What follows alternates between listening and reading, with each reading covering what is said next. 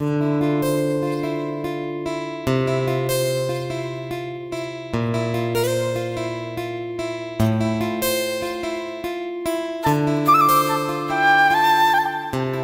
Guys, welcome to my new blog. আপনারা সব কেমন আছেন? আশা করি সবাই ভালো আছেন। আজকের ভিডিওর উদ্দেশ্য হলো মামাদের ট্রাক্টরের প্রিমিয়াম শ্যাফট ভেঙে গিয়েছে। প্রিমিয়াম শ্যাফটটা আনার জন্য মালদা মহিন্দ্রা শোরুমে আজকে আমরা যাব। প্রায় দুপুর 2টো বাজে এখন।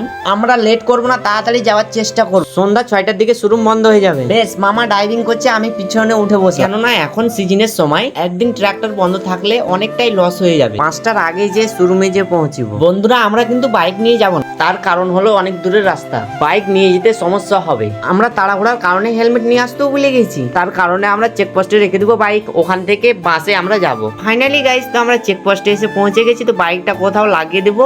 বাইকটা লাগিয়ে দিলাম এখানে। আমরা চলে যাবো এখন বাস স্টপে। মামা আর আমি বাস স্টপে অনেকক্ষণ বসে থাকলাম, তারপরে দেখছি বাস আসলো। আমরা লেট করবো না, তাড়াতাড়ি উঠে পড়বো বাসে। তো গাইস, বাসের মধ্যে অনেকটাই ভিড়, তার কারণ অনেকক্ষণ দাঁড়িয়ে থাকতে হলো। মামা দাঁড়িয়ে আছে সামনে, পিছনে আমি দাঁড়িয়ে আছি। বাস গাজলে ঢুকার পরে বাসটা অনেকটাই খালি হয়ে গেল। তো আমরা সিটে বসে পড়লাম। আমাদের চেকপোস্ট থেকে মালদা 35 কিলোমিটার দূরত্ব পড়ে। একজনের 35 টাকা করে ভাড়া নিল। মামার আর আমার মিলিয়ে 70 টাকা ভাড়া দিলাম। কথার তালে তালে আমরা কিন্তু মালদা এসে পৌঁছে পড়েছি বন্ধুরা। তো এখানে আমরা নেমে যাব এখন। বন্ধুরা, বাস থেকে আমরা নেমে পড়লাম। আমরা যাব সরাসরি এখন শোরুমের দিকে। মালদার ফুরফুরে হাওয়াতে দেখছি আম সেন করছে। আপনারা জানেন তো আমে ফেমাস মালদা, তার কারণে মালদায় যেখানে যাবে ওখানে আমের সেন পাবে বেশি। ফাইনালি গাইস, তো আমরা শোরুমের সামনে দিকে এসে পৌঁছিলাম। তো গাইস, আমরা শোরুমের ভিতরে যাব এখন।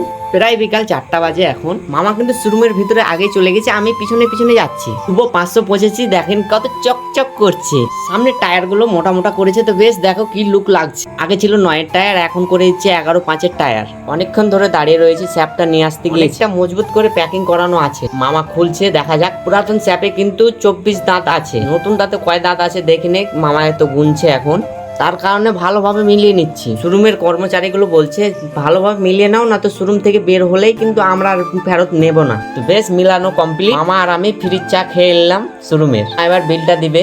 বিল পেপারটা দেখিয়ে দেবো আপনাদেরকে। 2990 টাকা বিল দেওয়ানো কমপ্লিট। এখন বাইরের দিকে চলে যাবো। তা আপনাদেরকে গাড়িগুলো দেখিয়ে দিই। নতুন নতুন ট্রাক্টর, নিউ মডেল। এটা 2 হুইলার, 3টা 2 হুইলার আছে, 4টা 4 হুইলার আছে এইদিকে। আর এটা মহিন্দ্রা হারভেস্টার। সির প্রবলেম হয়ে গেছে, স্টেজে গিয়ার বক্স খোলানো আছে। এই যে গাড়িটা কেনার জন্য 2জন এসছে, বাইরে নিয়ে আসলো ওই গাড়িটা চালিয়ে চেক করার জন্য। সামনে চাকাগুলো মোটা মোটা, তো দেখতে সেই লাগছে, কিন্তু গাড়িটা আগের গাড়ি থেকে আলাদাই লুক লাগছে সামনের দিকটা। মামা এবার চালিয়ে ট্রাই করে দেখবে, দেখা যাক। আমরা তো নেবো না, চালিয়ে কিন্তু দেখিনি।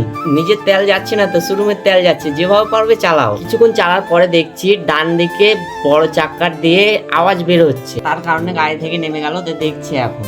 আমরা ভাবছি মার্কেটে বাজছে মনে হয়, তার কারণে আওয়াজ হচ্ছে। তারপরে আবার চালিয়ে দেখছে, তার তবু আওয়াজ করছে। তারপরে শোরুমের মিস্ত্রিগুলোকে ডাকলাম। মিস্ত্রিটা এসে বলছে মার্কেটের আওয়াজ হচ্ছে।